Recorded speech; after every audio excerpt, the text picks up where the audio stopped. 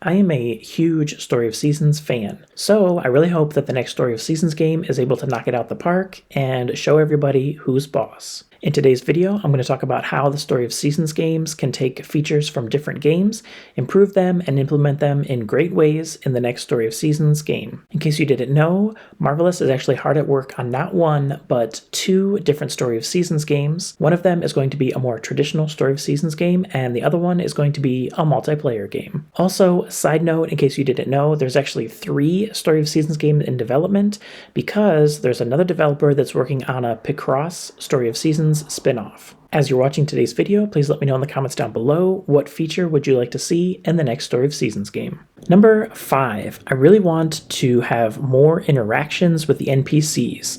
Now, your first thought might be marriage and things like that, but no, what I actually mean is I want the people in the village to actually do things. I really don't like how in a lot of games, all the NPCs feel really flat because they don't do anything. Everything relies on the main character. People will ask the main character to do different quests. If you want to upgrade anything, it's all 100% on you. The villagers don't help. And in a lot of farming games, after you get married, your spouse does literally nothing. In Disney Dreamlight Valley, however, you can actually befriend the different villagers, and then once you get to level 2 friendship, they can follow you around and help you with different chores. Certain villagers, when you're fishing, they'll give you some extra fish. Other villagers, when you're digging around, they're going to give you different extra items there. And some other ones, they're going to help you out when you're mining. As they're going around with you, of course, their friendship level is going to increase and you get a bunch of extra items, so it's really exciting, and you get to spend more time with your favorite characters. It also makes them feel a little bit more alive, I would say. In the Rune Factory series, I do know that villagers can go with you to battle, but yeah, in the Story of Seasons mainline games, I would love to see the villagers help you out on the farm, or at least when you go gathering or something like that. Also, of course, I want your spouse to help you out on the farm. In the Harvest Moon 64 version of the game, of course, your spouse can help you water your crops, they can help you pick up eggs, and they can do a bunch of other things like that.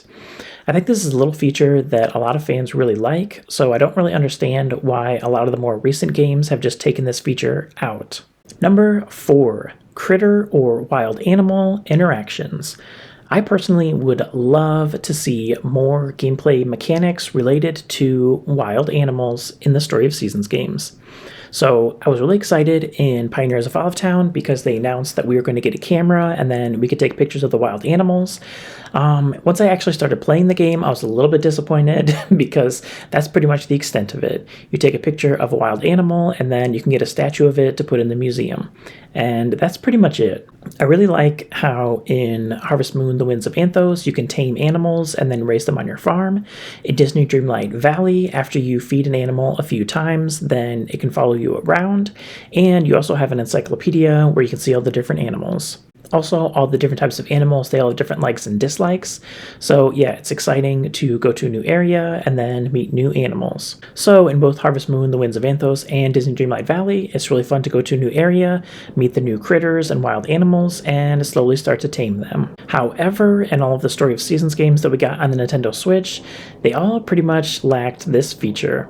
So it's my hope that in the next 2 Story of Seasons games, we get to see more interactions with wild animals. Number 3, I really want to see a Story of Seasons game where there are distinct areas. Now, one of my biggest complaints with Story of Seasons Pioneers of Olivetown was that, yeah, there wasn't really that much to explore at all. You had the farm area and you had the town area, and that was pretty much it.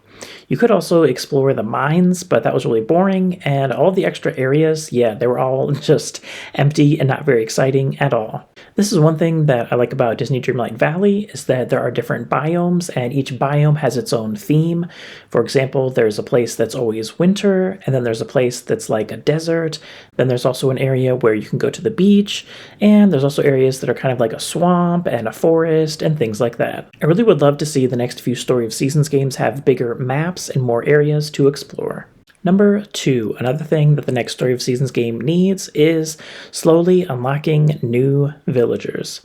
Now, I think when you start a game out, if you're able to meet all the characters all at once, it's number one, it's really overwhelming. I think when you start a new game and you have 20, 30, or even 40 new people to meet all at once, it's a little bit overwhelming, and I personally don't really like that feeling. I much prefer the cozy games that start you out with just a few villagers who you get to know, and then you slowly get to meet more and more people as you play the game.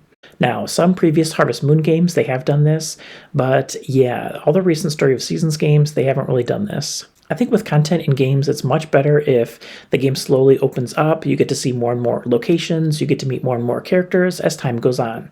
This makes it really fun, and you don't get that feeling of being overwhelmed.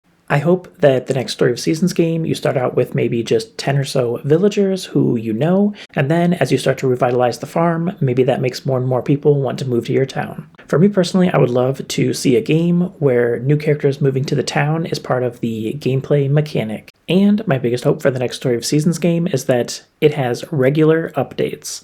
So a lot of you guys know Stardew Valley and Disney Dreamlight Valley. Both of these games, they have regular updates that really keeps the fan base engaged and talking about the game for months and even years after its initial release. However, none of the Story of Seasons games have ever done this. At the most, all we've gotten is a DLC pass, or maybe just a tiny bit of DLC content here and there, but in general, I think my biggest gripe with the 3 Story of Seasons games on Nintendo Switch is that they released the games and then very quickly afterwards, they just forgot about them.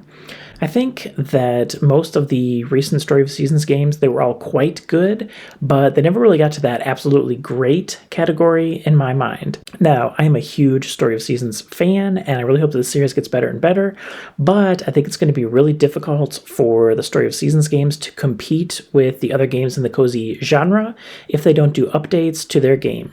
I hope you enjoyed today's video. Don't forget to leave that comment saying what feature do you want in the next Story of Seasons game.